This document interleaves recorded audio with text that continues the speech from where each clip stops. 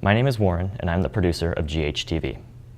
As journalists, we're trained to be objective and completely neutral on our reporting so that our personal thoughts and feelings don't get in the way of what we're trying to tell. However, as humans, we recognize that there are other times when this is of the utmost importance. Today was one of those times. As we were getting ready to film the show this morning, I got the news that I never wanted to hear but knew was coming. Canadian musician, songwriter, poet, and activist Gord Downie passed away at the age of 53. Downie was an inspiration to generations of Canadians. His music helped form the Canadian identity and created a voice for so many people without one. In particular, his work on Indigenous activism has created a new wave of hope for Indigenous people in this country. I know I personally took a lot out of his music, and he has helped me through some very tough times, and I know that I will carry his music with me for the rest of my days.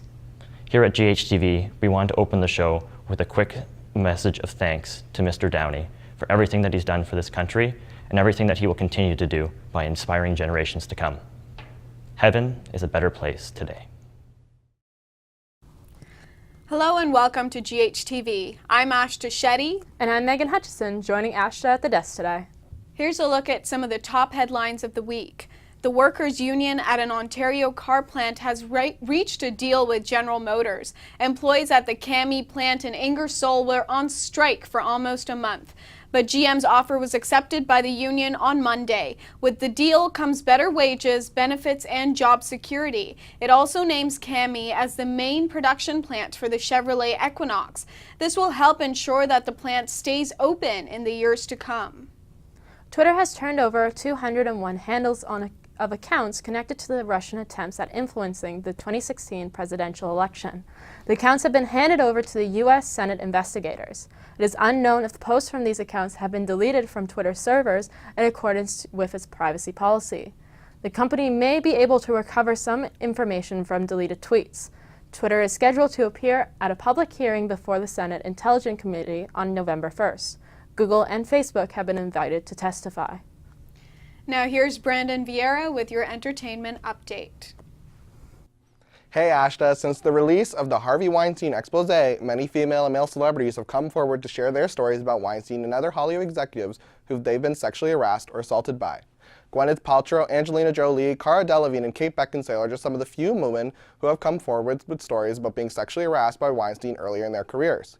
Even a few male celebrities have come forward to condemn Weinstein's actions, including Ryan Gosling, Mark Ruffalo, George Clooney, and Matt Damon.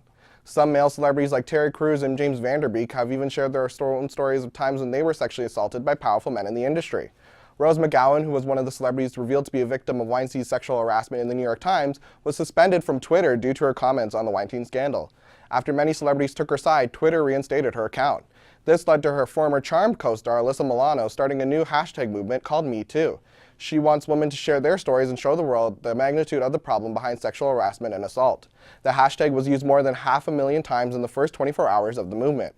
While celebrities are trying to keep the conversation going, Weinstein is looking to get help. The media mogul said in a statement that he's not doing okay and hopes that he can get a second chance. It looks like that second chance he is hoping for will be without his wife and his brother. Fashion designer Georgina Chapman announced she is leaving her husband of 10 years after hearing these reports. As for Harvey's brother, Bob, he stated in an interview with The Hollywood Reporter that his brother's actions are indefensible and he always knew Harvey was a bully as Bob was a victim himself, but he had no idea his brother was a predator. Bob says he will continue working for the Weinstein Company and will make sure his brother is not allowed back in. Harvey Weinstein's future remains a mystery, but one thing is for certain, this conversation is far from over. If anything, it's just getting started. So let's end things on a high note. I would like to send a big congratulations to Joe Jonas and Sophie Turner on their engagement. That's right, Game of Thrones' Sansa Stark is getting married to the lead singer of DNCE and the Jonas Brothers after dating for over a year. After 7 seasons of waiting, will this be the grand wedding that Sophie Turner has been waiting for?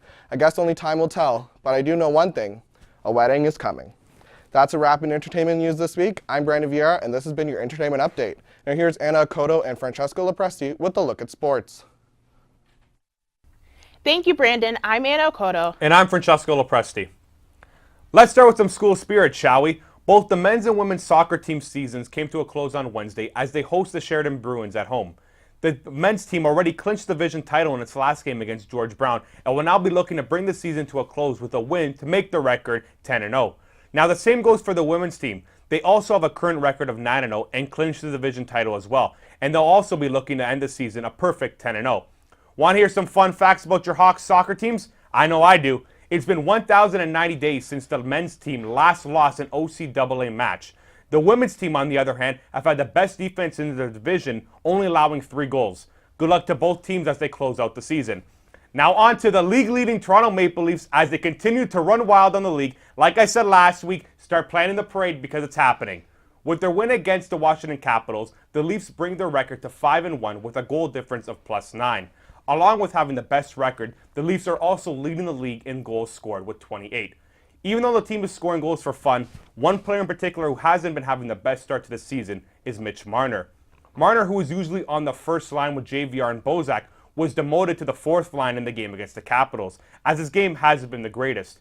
With 1 goal, 3 assists, and a rating of -6, Coach Babcock was making it clear that Marner needs to pick up his game. The Leafs will be hoping Marner can pick up his game in the next meeting against the Detroit Red Wings on Wednesday. Basketball fans around the world are rejoicing. The long-anticipated NBA season has officially begun. Okay, Cleveland Cavaliers and the Boston Celtics. Not only was it the first game of the season, it was also the first time ex-Cavalier Kyrie Irving played against his former team. I can't lie, it was pretty weird seeing Kyrie donning a green jersey. 6 minutes into the first quarter, Celtics Gordon Hayward fell awkwardly on his leg after colliding with LeBron James on an alley-oop pass. Hayward dislocated his left ankle and fractured his tibia. This is a blow to the Celtics team as Hayward is a solid defender, can make shots, and was anticipated to be a secondary playmaker to Kyrie. The Celtics rallied in the third quarter and scored 28 points in the fourth. Unfortunately, it wasn't enough to get the W. The Cavaliers beat the Celtics 102-99. The second game of the night was the Golden State Warriors against the Houston Rockets. Nick Young scored 23 points in his Warriors debut, and former Raptor PJ Tucker put 20 points on the board for the Rockets. Draymond Green was en route to a triple-double, but left the game in the second half with a left knee sprain.